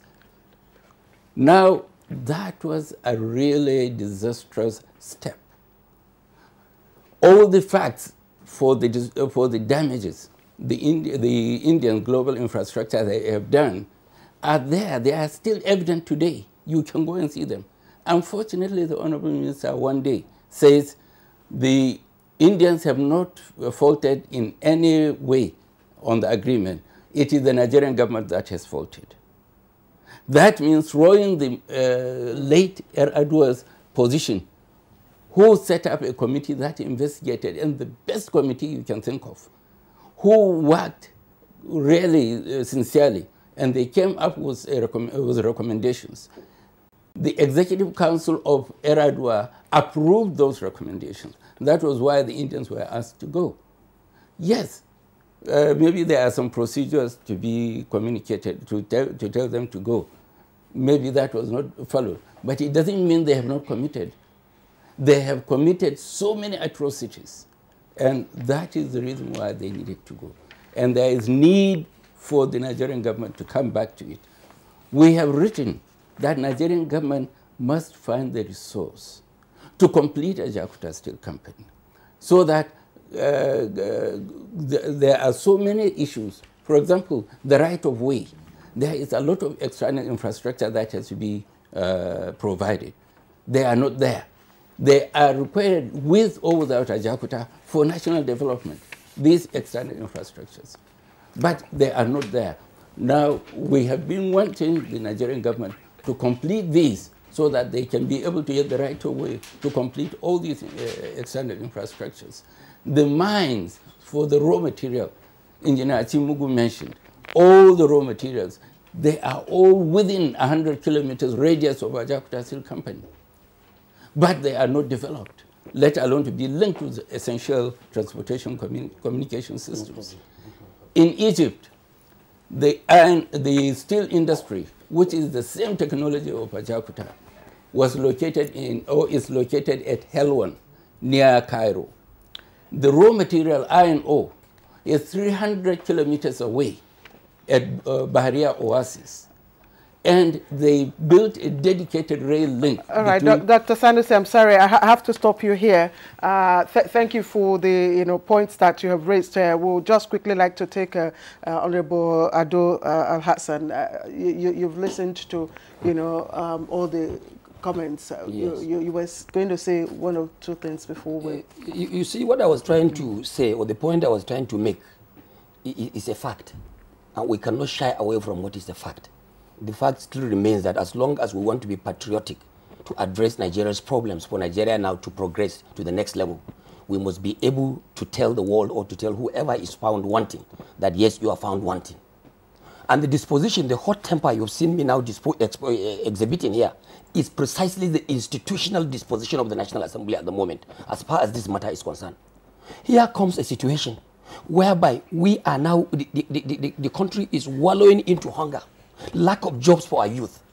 And we now have a massive infrastructure that is capable of generating 20 million employments immediately when taken off. It is also capable of generating 1 million other indirect jobs when taken off. And it is just 2% minus 2% for completion. And most of the issues raised by the technical or experts, technical officers here or experts, remain the same, that there is still more to be told about this, because this is an infrastructure that will in the first place provide for Nigeria 1.1 to 1.7 billion US dollars revenue per annum. 1.1 to 1.7 billion US dollars as revenue. And you now invite a minister who is a mere appointee of the president, and he decided to shun the institution of the National Assembly, which is a constitutional institution. And I believe these actions is what we are complaining about. It is a mispresentation of even the political disposition and the policies of Mr. President. And I have to still make it straight that time has come for us to now tell the president that ministers of this nature should be called to order. They should represent him well. He should not be mispresented. When the president himself respects the National Assembly, the people of Nigeria respect us by expecting us to do what we are supposed to do, then I do not see any reason why any minister should sit behind, refusing to come to attend to an institution that is constitutionally respected and democratically respected. That's just the point I wanted to make. And I believe if at this time, when we have a president who is 100% Nigerian, 100% committed, 100% transparent, wanting to bring about a new Nigeria, if we do not discuss this matter now and get it over once and for all, then I want to say we forget about it. If we cannot get it right now, madam, we cannot get it any other time, because Buhari is the right person to address this thing. The last thing I will want to say... You have to be brave, because I have to cut you down. It's okay, I'm sorry. The last thing I will want to say is that we also expect experts and professionals in the steel sector to cooperate with this investigative initiative that we are coming up with. The government on its own part should also cooperate with this investigative panel that is coming up from the House of Representatives. Okay. Of course, we will support the government and provide the needed support, whether legislation by way of lawmaking, whether appropriation by way of provision of funds to help us get out of this problem. The National Assembly is always poised to do that. We've eaten right deep into our time. But thank you so much. I have to stop here at this point. Thank you very much.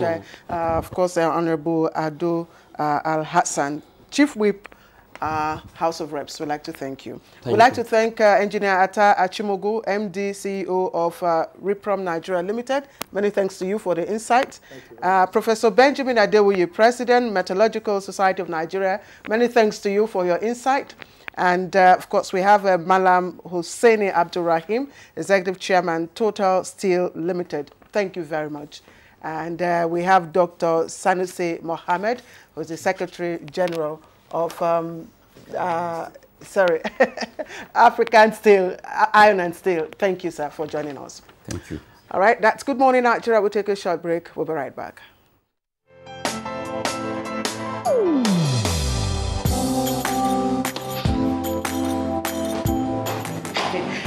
Chief. Good morning, sir. You are here already? No, now my spirit day, my body day for house. What kind of question is that? Were you not the one that fixed this meeting for 8 a.m.? You are now coming by 10 a.m. and start asking me jab questions. But Chief, now, I'm sorry. Don't you also go late for meetings sometimes? You know now, African time. No more African time. And no more pancaking of face during office hours. At the end of the day, we will lose valuable time. We will not make progress. If we want to move this nation forward, we must treat business as business and respect time. Change begins with me. Thank you, sir. I am sorry. Can we go for the meeting now, Chief? Better. This message is brought to you by the National Orientation Agency in conjunction with the Federal Ministry of Information and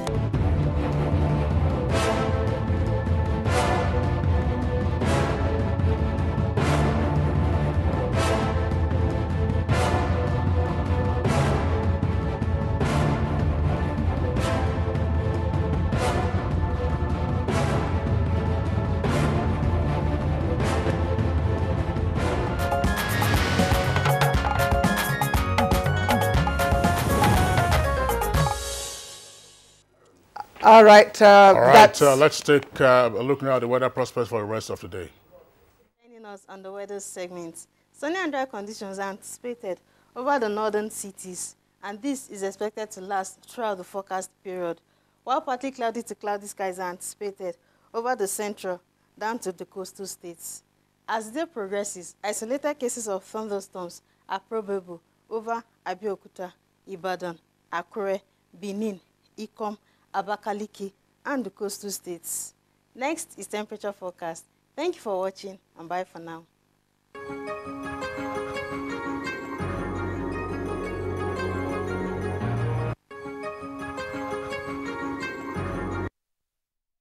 All right, it's been a very heated debate here in the studio. Of course, we discussed Ajaokuta Iron and Steel, company. That gives us an insight, of course, into how important that company is to the economy and development of Nigeria. We do hope you watch a repeat broadcast of today's edition. It's broadcast at 5 minutes past 5 later today on channel 101 Star Time. And that's it from all of us here. Bye. I'm Kingsley Osadolo. I join Clay in also appreciating your being with us on the program today. Enjoy the rest of your day.